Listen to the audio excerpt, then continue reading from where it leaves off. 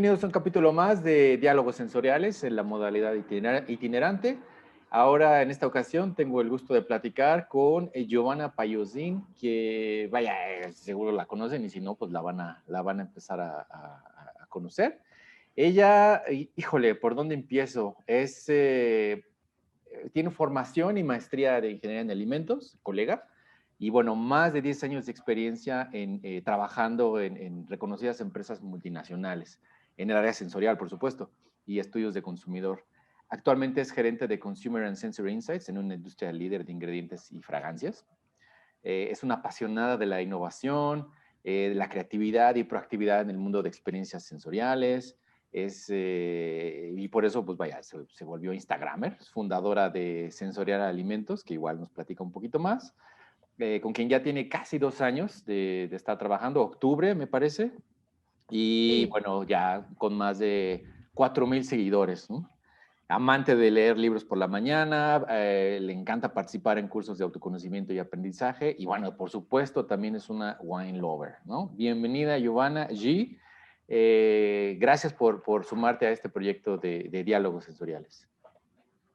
Muito obrigada, Ivan. Gracias a todos que estão haciendo acontecer este proyecto tan importante. ¿Posso falar en portugués? Por ¿Sí? supuesto, sí, sí, sí, sí, sí, sí. Esa parte de la dualidad sin problema.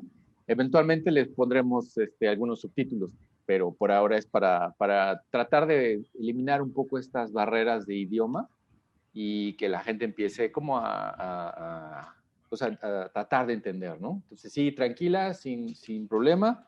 Si hay algo que no entienda, ya te diré, no entendí, o a la inversa, igual dime, oye, no entendí, ¿no? Ok, súper. Cuéntanos, G, ¿cómo empiezas en sensorial? ¿Por qué llegas a sensorial? Ingeniería en alimentos, en algunas universidades no llevaba la materia de sensorial, no sé en tu caso, pero cuéntanos, ¿cómo llegas a esta parte? Tudo começou, foi na faculdade mesmo, eu me formei na Unicamp em 2012, e aí, durante a faculdade, eu sempre busquei aprender coisas novas, fiz parte de todas as organizações acadêmicas, a IESEC, Comestag, GPEA, e chegou um momento que eu pensei, gostaria de fazer uma iniciação científica, e qual área eu vou fazer essa iniciação? E eu gostei muito da matéria de sensorial, assim, foi uma matéria que chamou muito a minha atenção por essa parte. Eu acho que está muito conectada com a razão com que eu escolhi fazer engenharia de alimentos, que foi desenvolver novos produtos para o consumidor, ou conseguir entender e trazer opções que atendam todos os perfis. Então, até antes de escolher o curso, eu já ia no mercado e eu ficava tipo, olhando as embalagens. Nossa, que legal, o que será que tem? E quando eu vi em sensorial a possibilidade de fazer pesquisas, conseguir provar os produtos e ver se realmente eles são iguais ou não. E tem uma parte muito criativa por trás, e eu gosto muito. E outra parte também muito técnica, que eu também gosto muito, de conhecer novas coisas técnicas e tudo mais. Então, foi nesse momento que eu pensei, por que não fazer uma análise sensorial ou uma iniciação científica em análise sensorial? E deu super certo. Eu conversei com a professora Helena Bolini, que é também super reconhecida aqui no Brasil na área, e eu consegui aí uma bolsa de iniciação científica e fiz um projeto sobre diferentes edulcorantes ou adoçantes em suco de maracujá. Ok, sí, de hecho, Elena bueno, por ahí tienen el video, lo pueden ver, ella nos cuenta un poquito de esa historia también. ¿Tú cómo crees que haya cambiado sensorial? O sea, llegas, sí, dices, hay una área nueva, está padre o bacana, pero ¿por qué? ¿En qué cambió más bien, perdóname, sensorial tu vida? ¿Te imaginabas trabajar sensorial o no? Eu nunca imaginei, assim, começando com a iniciação científica, eu pensei, é legal, acho que é uma boa área, mas eu não tinha ideia do tamanho do mercado e do potencial que existia em sensorial. Acho que também por ser uma área muito pequena, né, a gente não tem, assim, uma visibilidade tão grande de quantas oportunidades teriam ou de como a gente pode fazer a diferença numa empresa, seja B2C ou B2B. E, então, eu não tinha essa visibilidade, mas eu gostei muito, né, do estágio não, da iniciação, E aí, logo na sequência, eu conheci a Perception, porque tinham as minhas gestoras da época eram da Unicamp, e eu fiz as entrevistas com elas e tive aí uma conexão e eu pensei, nossa, vou aprender mais nessa empresa. E aí decidi começar a fazer estágio na Perception. E então foi que eu descobri como esse mundo pode ser grande, quantos clientes contratam agências para fazer avaliação sensorial. Sí, caray, es pequeño el mundo de sensorial, pero vaya, hay muchos contactos en todo el mundo, ¿no? Actualmente, ahorita que estabas diciendo que hay Unicamp, Perception, pero pues también ahí en Brasil como que Unicamp es semillero de gente sensorial, ¿no? Es una gran formación de personas en sensorial han salido de Unicamp y Perception está ahí cerca, entonces también es como el estallario, ¿no? Vamos a trabajar en Perception y de ahí, ¡pum!, salen a diferentes áreas, ¿no? Eso está interesante, la verdad. Eu acho que quase todos os profissionais que eu conheço de sensorial já passaram pela Perception uma vez na vida, assim. Então é uma grande escola para aprender. Totalmente. Oye, ¿cómo cambió tu opinión de sensorial esa primera vez que decías es interesante, actualmente? Actualmente que ya ves no sé, aplicaciones diferentes, porque me imagino que, por decirte algo, la parte de emociones quizá no la veías en tu formación. ¿Qué diferencias importantes ves tú en este tiempo? Eu acho que nesses anos, Ivan, o que eu mais aprendi assim e venho gostando mais são as novas metodologias rápidas e também de entendimento do consumidor que vão além do que normalmente a gente aprende na faculdade, que é, você gostou de 1 a 9, ou você tem um JAR do ideal, acima, abaixo, teste triangular, então algo que normalmente a gente vê de uma maneira mais básica. E hoje em dia a gente pode fazer perfis descritivos por flash profile, a gente pode fazer análises descritivas por consenso, por exemplo, a gente pode medir emoções, tem toda a parte de neurociência que está crescendo muito também, sempre conectado com o sensorial. E o próprio teste tetraédrico foi um teste que eu descobri aí nos últimos, acho que 3 ou 4 anos, ele não era tão divulgado, os clientes não usavam e hoje eu já vejo que assim muitos clientes já pedem, ele está super reconhecido e estabelecido no mercado, na indústria. Então, para trazer aí uma segurança ainda maior quando a gente precisa substituir algum produto por outro. Então, eu gosto bastante desses métodos, principalmente os mais rápidos e os que funcionam em projetos na velocidade que a indústria precisa, porque às vezes alguns métodos mais tradicionais, que você precisa levantar atributos, várias sessões, depois ter várias âncoras na escala, treinar naquela escala. Eu já cheguei a demorar como quase 1 ano para fazer um mapeamento de iogurtes num método super tradicional. E aí eu sei o que acontece, porque chegou no final do mapeamento, todos os iogurtes já tinham mudado a formulação. E aí, como não serviu o resultado. Então, por isso que eu acho que essa agilidade é super importante na indústria. Sí, totalmente. Y sobre todo, bueno, ahora en estos tiempos, en este año que pasó, de la pandemia, por ejemplo,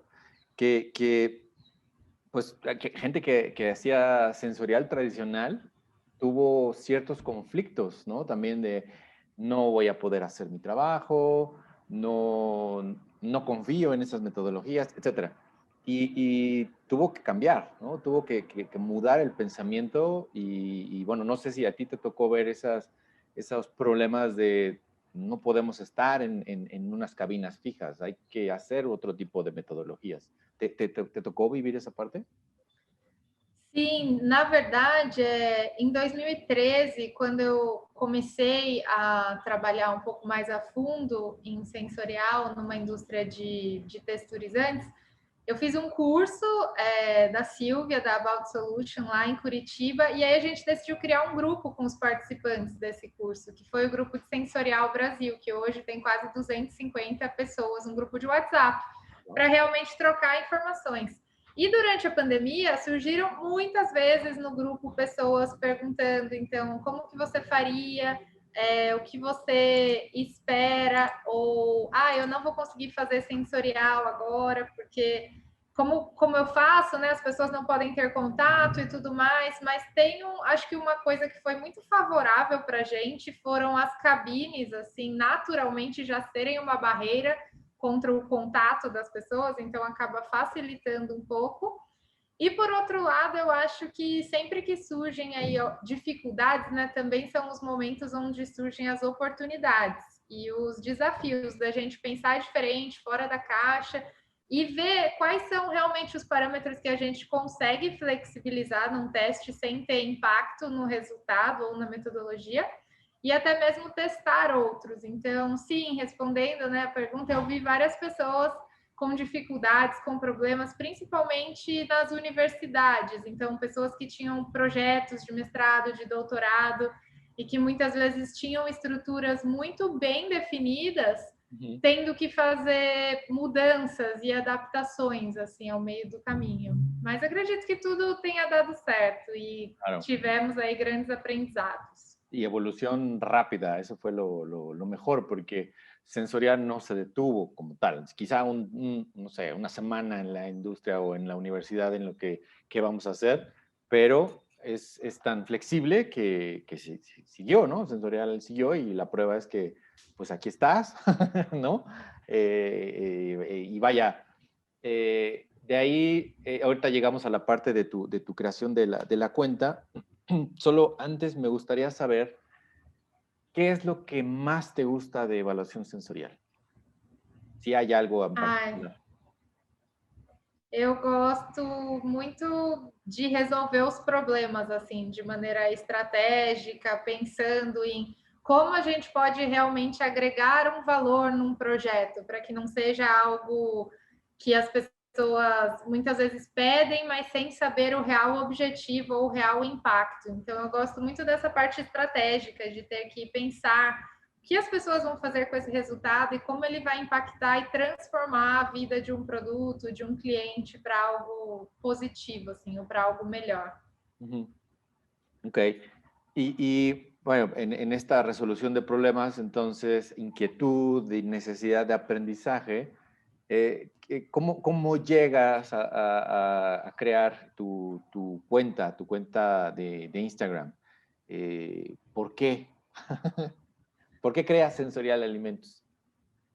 Porque, então, como eu comentei, eu já tinha criado um grupo de WhatsApp em 2013 e eu via que essa troca era muito rica e as pessoas se ajudavam, tinham opiniões, e isso que fazia o crescimento, né? Porque no começo da carreira eu tive muita dificuldade de achar as informações ou de encontrar porque muitas vezes eu até encontrava um livro, um artigo que me ajudava, mas chegava na hora de aplicar e de fazer, como não dava certo 100% como o livro falava ou como os artigos falavam.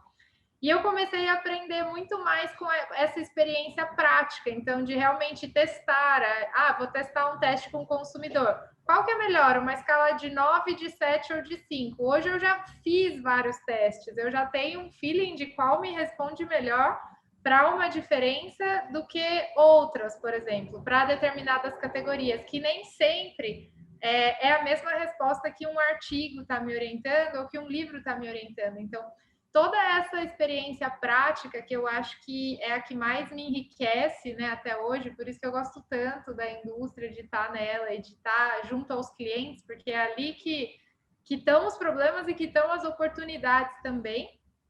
Mas tudo isso me fez pensar em maneiras diferentes de explorar o conteúdo. E aí eu pensei, por que não compartilhar isso com as pessoas? Porque eu tinha vários amigos que sofriam dessas mesmas dores, de me escrever e falar, e aí, como é que a gente vai fazer um PCA agora? Eu tenho esses dados e vamos me ajudar? E a gente sentava e quebrava a cabeça juntos e falava, se a gente fizer desse jeito e daquele, tá dando, não tá dando.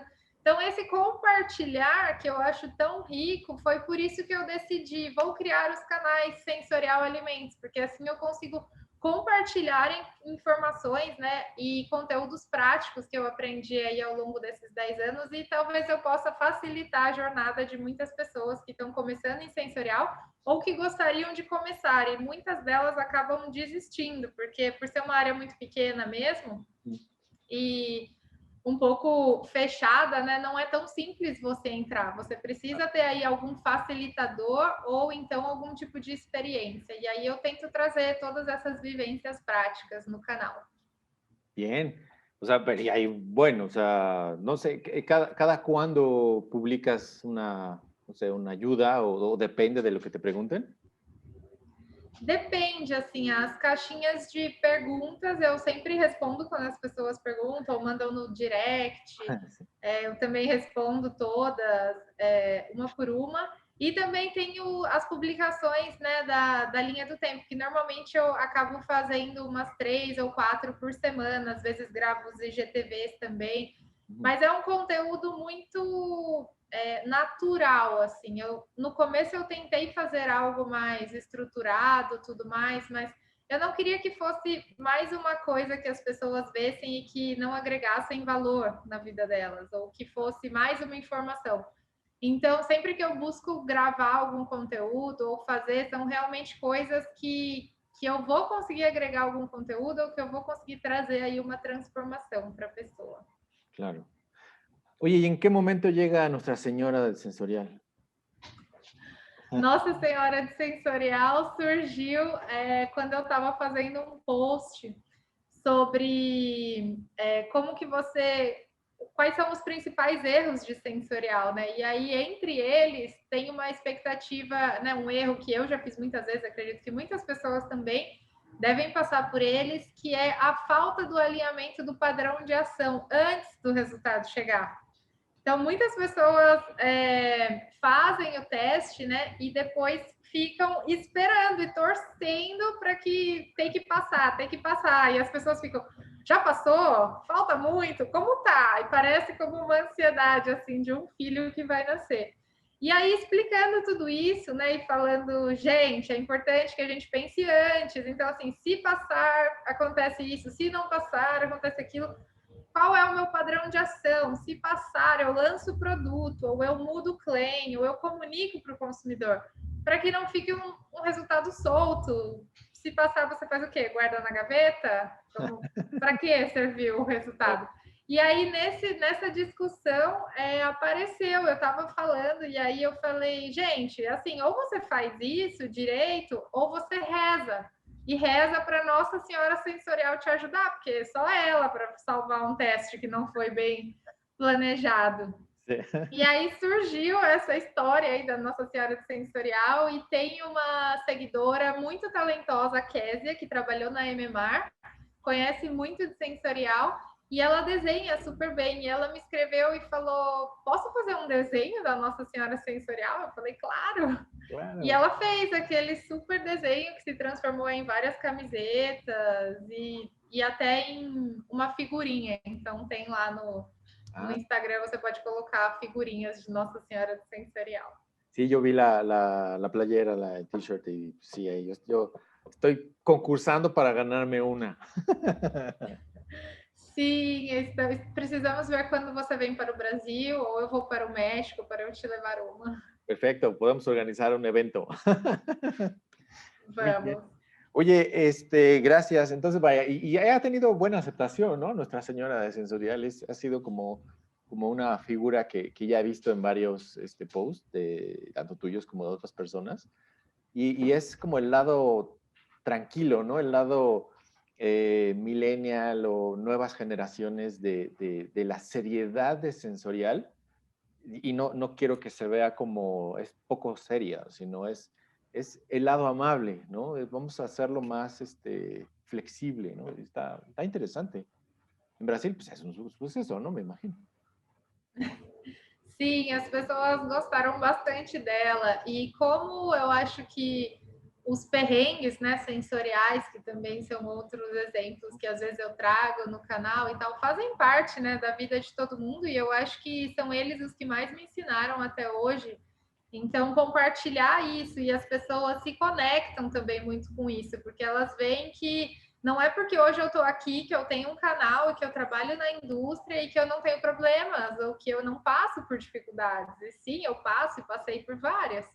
E então a Nossa Senhora Sensorial vem justamente para trazer aí um ar mais leve e ao mesmo tempo, né, despertar para esses pontos tão importantes que a gente precisa prestar atenção quando estamos planejando um teste ou programando uma avaliação. Claro, qué padre, qué bonito. Es como tu hija, ¿no? Sim, Muy bien. temos várias camisetas já do Brasil com ela. Sí, caray, qué padre. Oye, te voy a hacer una serie de preguntas estilo 2AFC, no se valen empates, de preferencia. Y pues es simplemente como para entender un poquito más tus gustos y preferencias. ¿Cerveza o cachaza? Cerveja. ¿Pizza o hamburguesa? Pizza. ¿Pruebas analíticas o pruebas afectivas? Afectivas. ¿Análisis descriptivo tradicional o metodología rápida? Rápidas. ¿Palmeiras o Santos? Palmeiras. ¿Vino tinto o vino rosado? Rosado. ¿Prueba tétrada o prueba triangular? Tetrad. ¿Ronaldo o Pelé? Pelé. Ok, muchas gracias. Oye, De nada. bueno, te podría preguntar si tequila o mezcal, porque tú conoces mucha de la cultura mexicana y pues, seguro los has probado los dos. ¿Cuál prefieres de los dos? ¿Tequila o mezcal? Creo que el mezcal. Ok, muy bien, muy bien. Bueno, vamos a hacer una pequeña pausa, vamos a platicar un poquito de un producto que G nos va a describir. Es un yogur, pero ahorita nos va a platicar más, ¿no? Entonces, ahora regresamos. Un segundo. Ya estamos de regreso con G. Vamos a platicar un poquito de un yogur que nos va a describir. Es un yogur típico de allá. Entonces, G, cuéntanos, por favor. Sim, esse é um iogurte que eu gosto muito. Ele é um iogurte grego, que eu tomo todos os dias pela manhã, mas ele é 0% gordura. Então, gosto bastante dele, que ele tem 21 gramas de proteína. Ele é um iogurte com mel, então os ingredientes dele são leite pasteurizado, desnatado, ele tem mel silvestre e fermento lácteo, somente. São 3 ingredientes. Então, eu gosto muito do sabor dele e da textura também. Vou mostrar para vocês como ele é. Parece um sorvete e Uau. é como sem gorduras, então Sem culpa. ajuda. Sem culpa, exatamente. Ele é... Olha, não sei se... Eu vou mostrar na colher, que é mais fácil. Okay. Ele é como bem espesso para um iogurte desnatado, assim, você nunca... Eu nunca tinha conhecido um como esse. E o sabor dele é super bom, assim, eu gosto muito. Ele tem notas bem cremosas, de preenchimento, que trazem aí uma percepção de leite fresco mesmo, então um leite com leve sabor animálico, aí ele traz um preenchimento de textura na boca, uma firmeza muito grande, que são características que eu gosto muito, né? Super associadas à cremosidade, a notas mais lácteas, de creme de leite, e com essa vantagem de não ter gordura, né? Então, para mim, quando eu encontrei essa experiência sensorial, ainda com um sabor de mel, né? Então, que tem aí a nota do mel super presente. Ele chega até a ter uma nota de um leve caramelo no final. Uau. Acredito que por conta do processo e tudo mais, ele lembra um pouquinho aí um açúcar mais caramelizado por conta do mel no processo. Então, ele tem tudo que eu gosto, assim, a cremosidade, o dulçor e 0 gorduras. Traz uma experiência aí bem incrível. 0 gordura, eso es atractivo al 100%. ¿Y qué sería como la principal diferencia con un tradicional, un yogur tradicional? Sí, digo, si es evidente o es parecido. Sim, eu acho que ele é até mais cremoso do que um iogurte integral tradicional com mel. E Ujú. eu acho que também o sabor de mel dele é muito mais presente, assim, é mais autêntico do que alguns iogurtes naturais de mel. Então, que eles não têm tanta cremosidade. Eu acho que a diferença está basicamente aí, na cremosidade e no sabor de mel, assim, super intenso e autêntico. No sé si aquí en México tenemos algo así, fíjate, voy a buscar, porque sería Ah, e interesante. essa é a única marca aqui do Brasil ¿Cuál es? mesmo. Digo, ojalá y nos patrocine, pero ¿quién es? É, por favor, Yorgos. Yorgos, ok.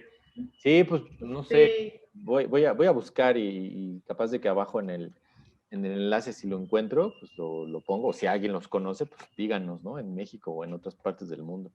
Sí, Sim. es padre, ¿no? Cómo muda estas preferencias. Y justo hablaste de algo cuando tu ejemplo del mapa de preferencia, sí, caray, o sea, es que son estudios que implican traer productos de diferentes países, además, ¿no? Porque vamos a tratar de abrir el espectro a productos de Europa o de Asia o de América del Norte, lo que sea. Y no es tan fácil. Entonces, hay que esperar a que llegue el producto y resulta que en ese tiempo las nuevas generaciones se dan cuenta del yogurt o que no les gusta o que sí les gusta y empiezan a pedir otras cosas. Y a alguien se le ocurre hacer un cambio como por ejemplo y cambia totalmente el mundo sensorial, ¿no? O sea, no es como, ya está la fórmula ideal de un producto y se acabó. Para sempre. Sim. No, no, no. Eu acho que tem cada dia mais as empresas estão investindo em inteligência artificial, né? A gente tem a Nótico com o Giuseppe, N outras empresas, até empresas de sensorial mesmo pelo mundo, investindo nisso, que eu acho que é o futuro, né? Você ter um drivers of liking como naquele instante, naquele momento, feito através de big data, com várias informações de pessoas e que muda a cada dia. Então, a minha percepção de iogurte antes de experimentar esse era outra. Eu tinha um iogurte que todos os iogurtes desnatados que eu conhecia, eles tinham ou texturizantes ou tipo eles eram muito líquidos, muito aguados pela falta da gordura, né? Então, quando você não tem a gordura, ele não era um produto prazeroso, porque faltava aquele preenchimento, aquele corpo. Você punha na boca e desaparecia e era isso. Ou então você punha e ele ficava, mas tinha uma textura assim que a gordura por si só, como aqui ele tem essa cremosidade do leite, né? Não da gordura, aqui no caso da proteína láctea, ela preenche muito mais, né? E te traz uma experiência mais completa do que quando você tem, por exemplo, alguns texturizantes que eles somem muito rápido da boca. Então, eles tentam resgatar a percepção de um leite full, né, com gordura, porém, tipo, não chega muito próximo. Então, acaba ficando algo um pouco mais pegajoso ou que você quebra em pedaços e aí ele não te traz aí toda essa experiência, que eu acho que a cremosidade está muito associada à indulgência, né? Então, todos os doces que a gente come, que normalmente são gordinhos, tem açúcar, são deliciosos, eles são cremosos, né? A maior parte deles. E tem outras texturas também, mas acho que grande parte são cremosos. Então, você ter esse atributo tão indulgente num produto zero gordura, e aí aqui, ó, ele tem em 200 gramas 16 gramas de carboidratos, 21 de proteínas e ele tem 70 miligramas de sódio e 170 de cálcio só. Wow. Então eu acho que é super interessante, assim, um produto que veio para realmente mudar assim, o conceito. Tanto que ele é o único que eu conheço no Brasil que tem essa proposta. Sí, y fíjate, ahora que has utilizado todos esos descriptores y me voy a mi infancia, hace poquito, donde cuando íbamos al supermercado y veíamos el espacio del yogurt, era, no sé, 1 metro máximo de longitud. y había, o sea, era el mismo bote de plástico donde no te decía absolutamente nada, solamente cambiaba color y era un yogurt ácido.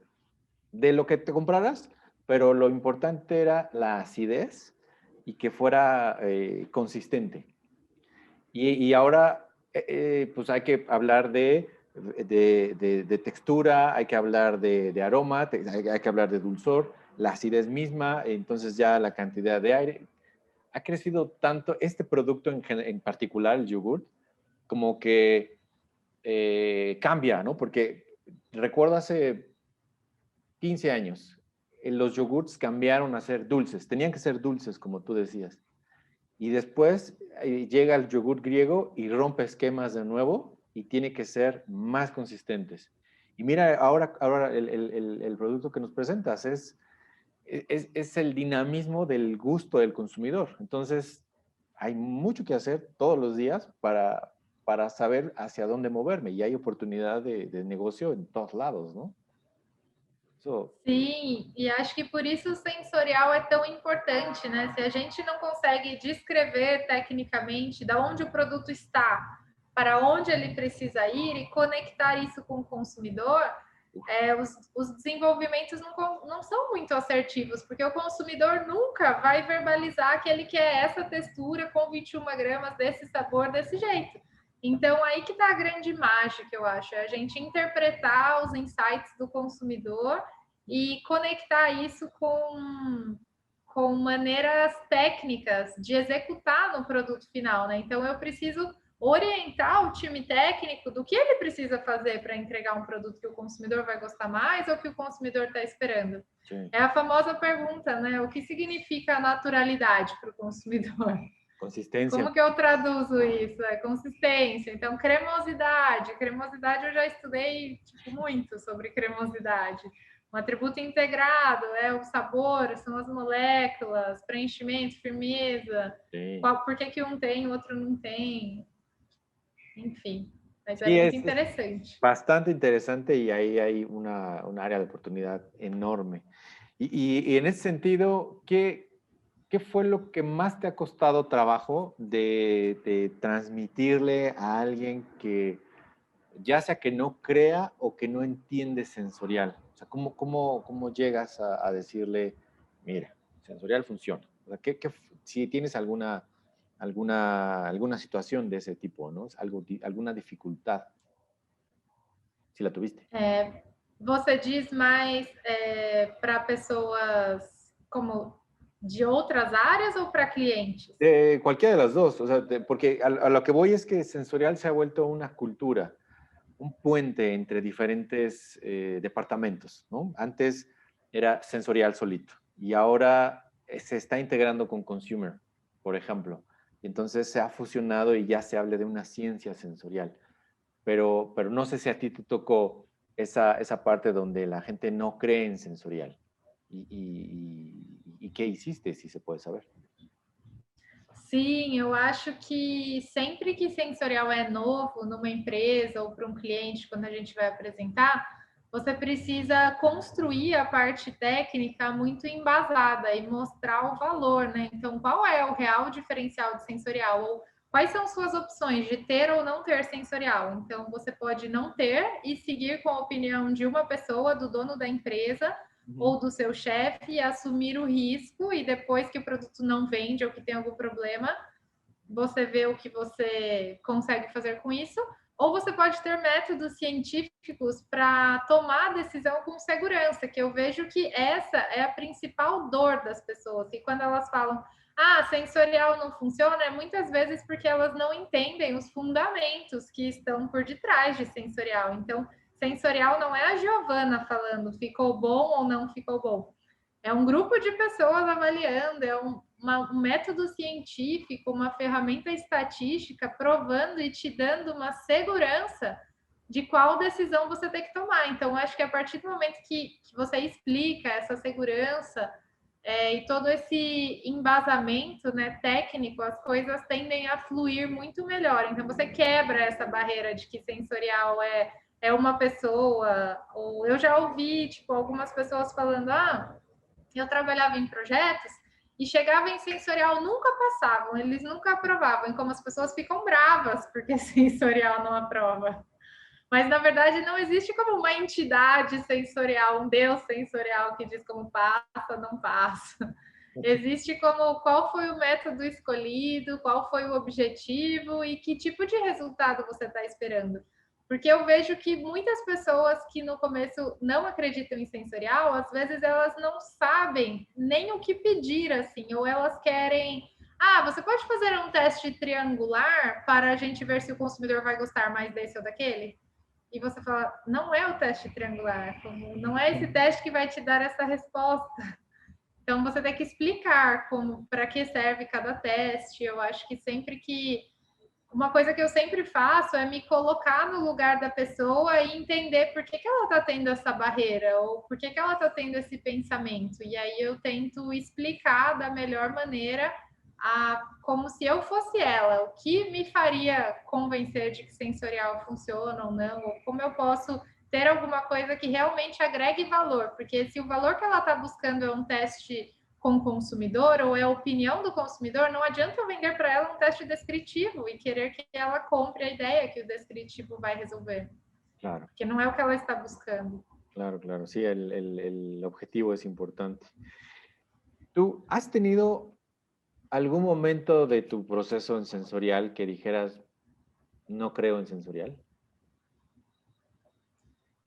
Acho que não. Sempre acreditei, sigo acreditando muito em sensorial.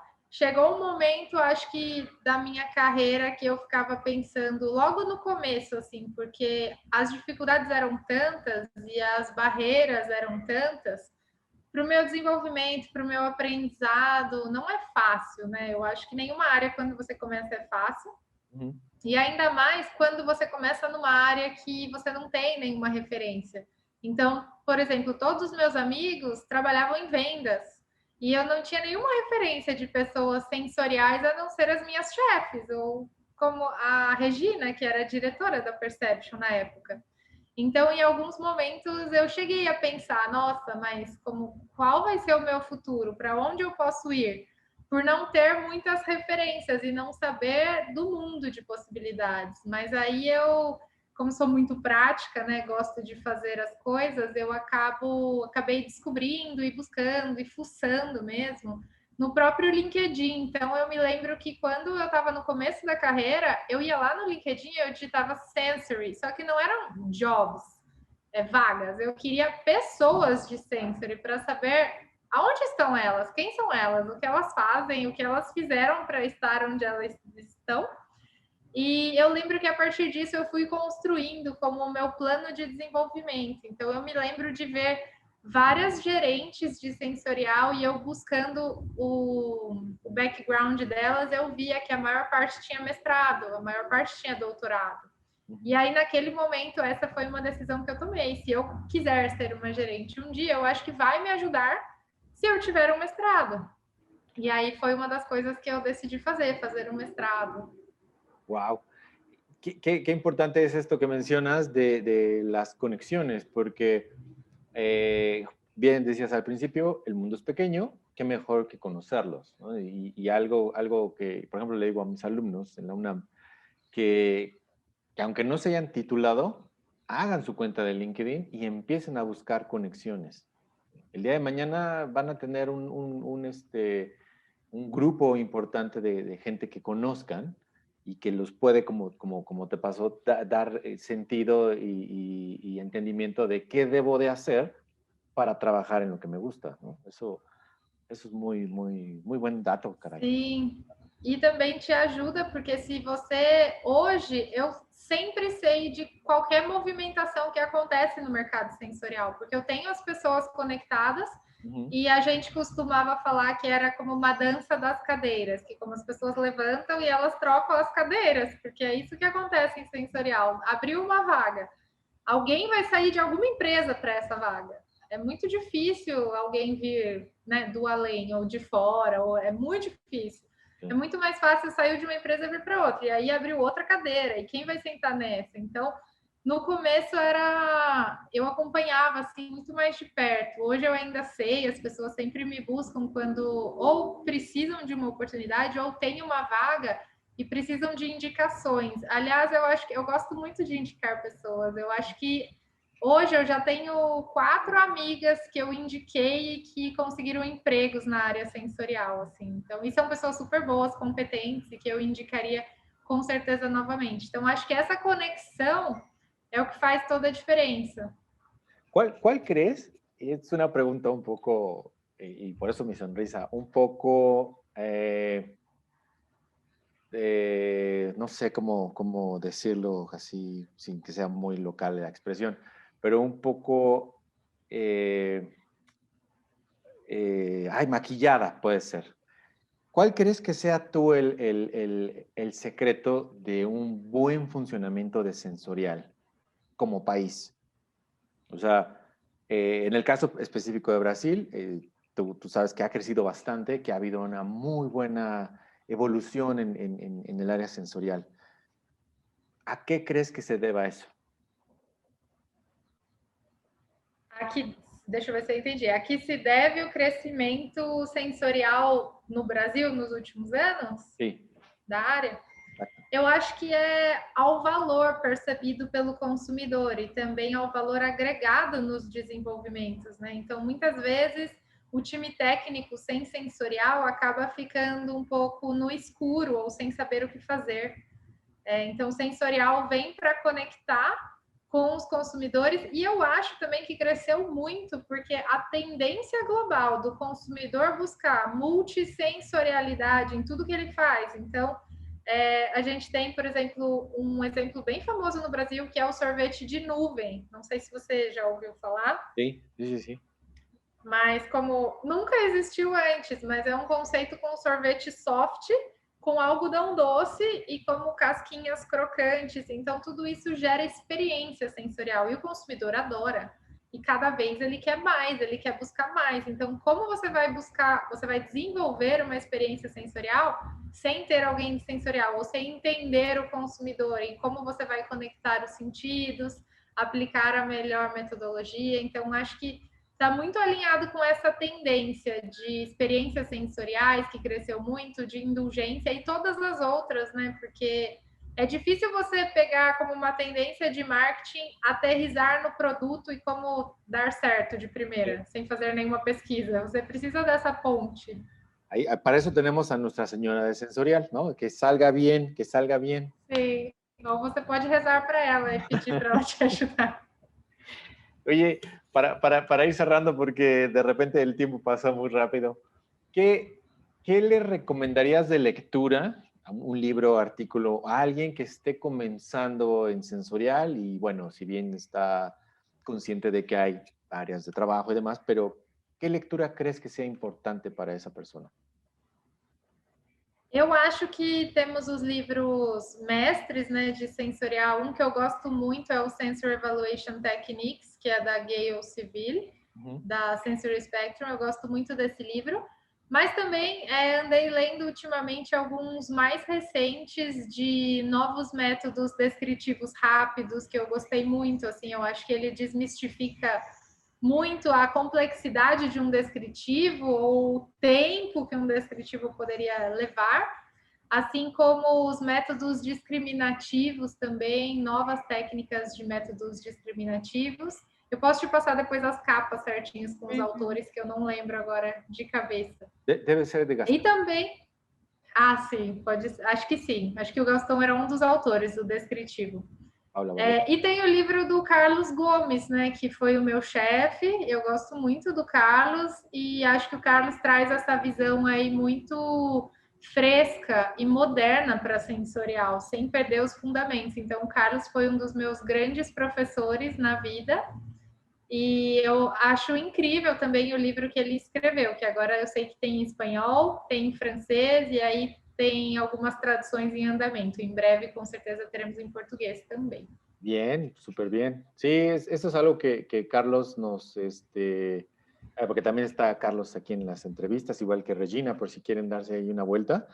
Y ahí vamos armando poco a poco la historia de sensorial en el mundo.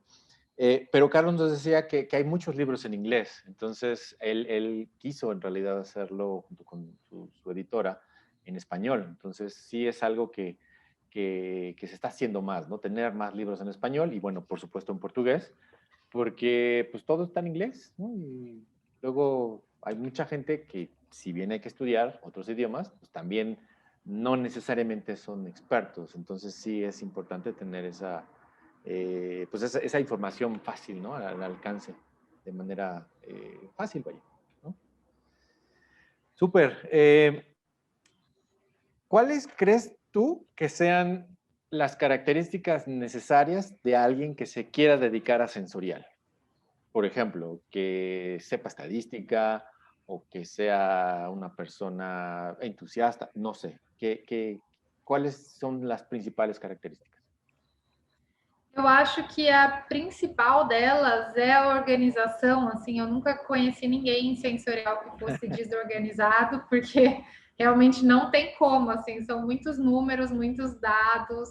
Você precisa ter uma clareza do que você vai fazer. Se você trocar uma coluna pela outra ou não anotar o número da amostra, acabou o seu sensorial. Então, acho que a organização é super importante. O pensamento, acho que a proatividade, assim, essa questão de estar aberto a novos aprendizados e a ser muito autodidata. Sensorial não é uma coisa que vem pronto, e que você pega a receita do bolo, copia, cola e dá certo sempre. Não dá. Então, você precisa conseguir se adaptar às diferentes situações para ter sucesso. Sim. Se não, acho que não só em sensorial, mas na vida, né? Sempre que a gente sai da nossa área, zona de conforto, é lá que acontecem as oportunidades, as melhorias, os aprendizados, e em sensorial a mesma coisa. Então, você não pode entrar em sensorial e pensar, agora eu já sei, já li o livro e eu não preciso mais estudar, eu vou só fazer Ctrl+C, Ctrl+V, Ctrl+C, Ctrl+V. E vou ter resultado, daqui 5 anos vou virar gerente. Não vai acontecer. Então, acho que você precisa ter essa organização, proatividade, dinamismo, criatividade e pensar além dos limites, assim, não ter limites de pensamento, de estratégia e sempre pensando no valor agregado para a pessoa, né? Acho que para a pessoa ou para o seu cliente, acho que com esses parâmetros não tem como dar errado. Claro, sí, totalmente. Y trabajar en equipo, ¿no? También, o sea, es... Também, super. Porque sensorial é uma área muito conectora, né? Então, assim, você tem tantos clientes internos quanto os clientes externos. Hoje eu falo dentro da empresa, né? Com marketing, com criação, com aplicação, com vendas e com qualidade quando é necessário, além de todos os clientes. Então, são 6 perfis de pessoas totalmente diferentes. E a maneira com que eu me comunico com um time de qualidade é diferente da maneira que eu falo com o marketing, que é diferente da maneira que eu falo com cada cliente. Então, cada cliente é muito específico, né? Tem algumas áreas, eu acho que o que define muito esse approach é onde sensorial está dentro da empresa, né? Então, existem muitas empresas que sensorial é uma área de suporte dentro de P&D. Então, você tem que ter como algo mais técnico para falar, são pessoas técnicas. Em outras empresas, sensorial está dentro de inovação. Então, junto com marketing, consumidor, insights, você precisa ser mais criativo, usar imagens, fotos coloridas, métodos novos. Em outras empresas, sensorial é uma área totalmente à parte e muito forte, muito robusta. Então, que você precisa também ter aí um entendimento técnico diferenciado e bem mais amplo. Além do que, se você está em qualidade, você tem que falar também de outras análises, não falar sobre, mas entender que você está dentre, por exemplo, 30 análises que as pessoas vão fazer no produto, não é só sensorial. Então, são comunicações diferentes e um trabalho aí de time, porque sensorial sozinha não faz nada, além de avaliar produtos de mercado, e que não teria ação nenhuma. Claro, sí, caray, eso es importante. Uf. G, pues el tiempo se nos acabó. ¿Algo más que quieras compartirnos? Não, acho que só te parabenizar, Ivan, por essa iniciativa. Eu gostei muito aí dos diálogos sensoriais. Eu fico muito feliz quando vejo mais pessoas tentando trazer sensorial com um olhar mais fresco, mais criativo, ainda mais na América Latina. Acho que a gente tem crescido muito nos últimos anos e com certeza a gente vai conquistar aí um espaço cada vez maior no mundo com sensorial. Então, parabéns pelos diálogos. Eu imagino que deve te tomar aí um tempo também muito grande. É um investimento, né, da sua parte, porém super essencial. Os que eu vi, eu gostei bastante. Gracias. Espero poder ajudar também as pessoas aqui. Por supuesto, con certeza. O sea, es algo que nace de difundir historia, de difundir conocimiento y hacer más accesible sensorial, ¿no? Es esto, es una plática donde pues al final del día se trata de compartir, ¿no? No podemos crecer si no compartimos. Entonces, esa es la parte donde estamos sí invirtiendo en compartir esta información, ¿no? Y pues de ahí también pues llegamos a ti, llegamos a Sensory Lab, llegamos ahí se me fue el Agora Podcast, por ejemplo, donde pues sí, la gente está compartiendo y hay que sumar. O sea, no podemos quedarnos en esta parte de es mi información y no te la presto, ¿no? O sea, es algo que estamos haciendo y qué bueno que te sumaste a esto y bueno, pues vamos a seguir, ¿no? Ya estaremos en una segunda edición en persona, con una cerveza quizá y platicando cómo ha cambiado esto después de la pandemia, ¿no? Por ejemplo. Super! Muito legal. Espero poder te ver pessoalmente também aí nos próximos meses. Ojalá, yo espero también. ¿Y redes sociales que quisieras que coloquemos aquí? ¿Tu Instagram? Sim, pode colocar os canais de Sensorial Alimentos no Instagram, tá ótimo. Lá tem todas as informações, é o principal canal, também tem os links do YouTube, Facebook e todos os demais lá. Informações de curso, tudo mais. Súper. Pues hasta aquí nuestra plática. Allí, muchas gracias, muchas gracias. Y bueno, que tengas una buena semana. A ustedes, gracias por vernos. Si les gustó, denle like, compartan y si no, no digan nada. Nos vemos en la siguiente edición de Diálogos Sensoriales. Hasta luego. Hasta luego.